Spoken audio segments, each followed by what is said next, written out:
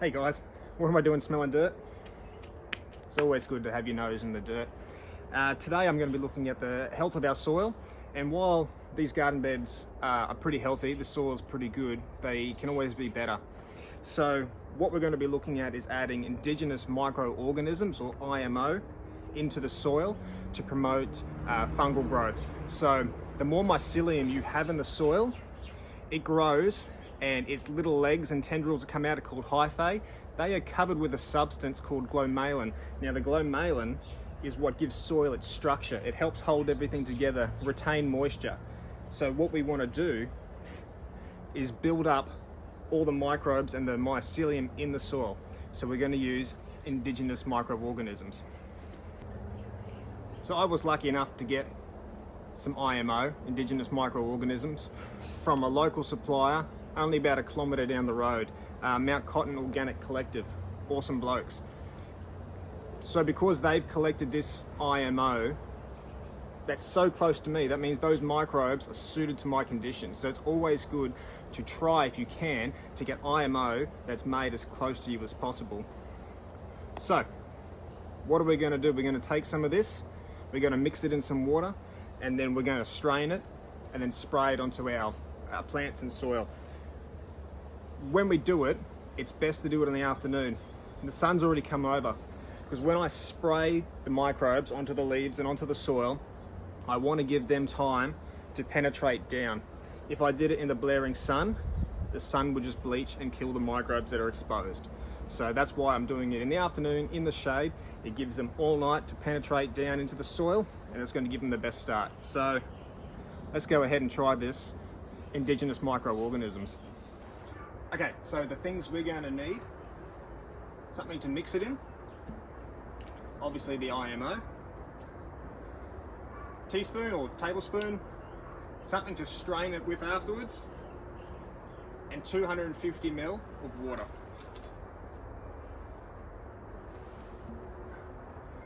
And I was just about to make the cardinal sin.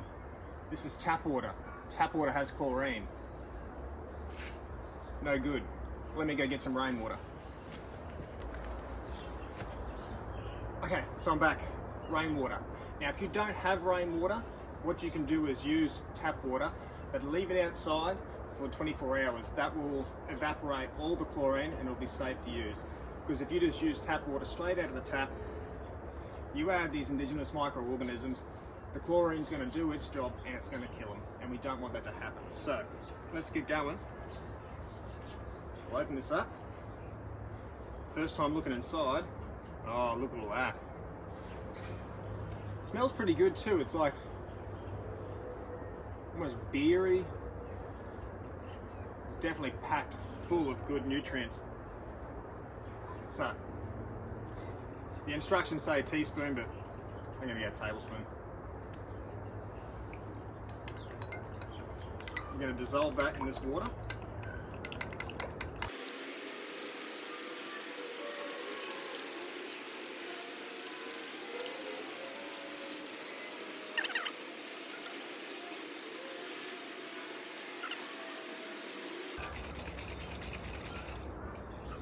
Now this is helping to oxygenate the water as well. We want a lot of oxygen in the water.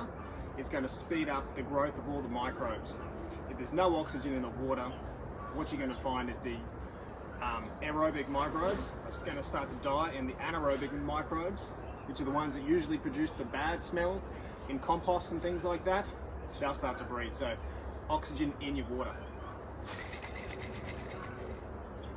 Alright, that's pretty mixed up. Strainer.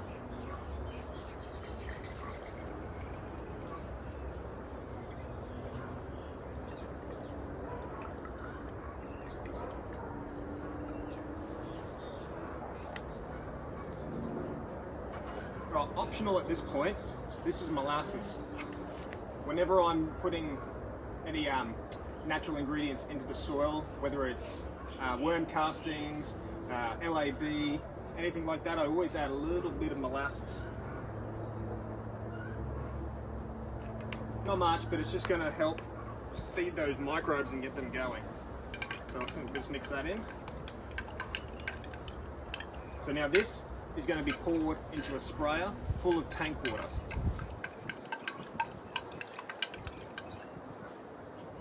Smells pretty good.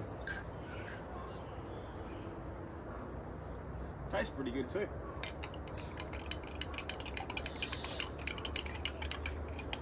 Oh, let's go get the sprayer and get this done. Alrighty.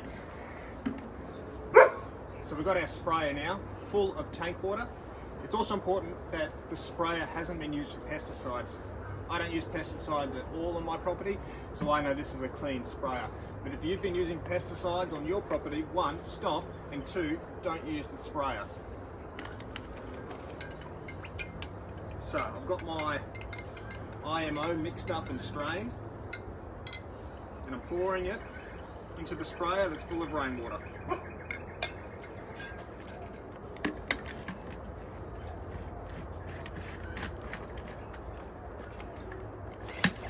Alright, now we just pressurise the sprayer.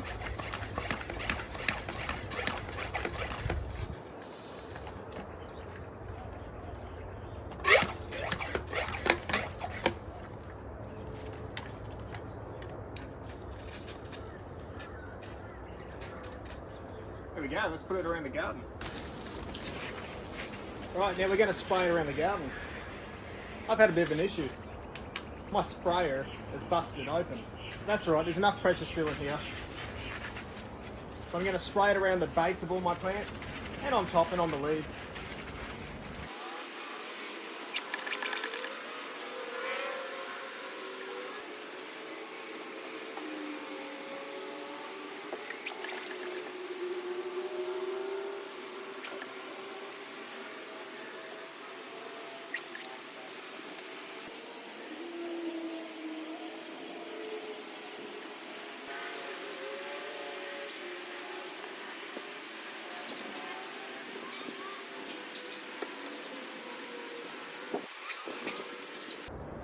Alright, so there we have it, guys.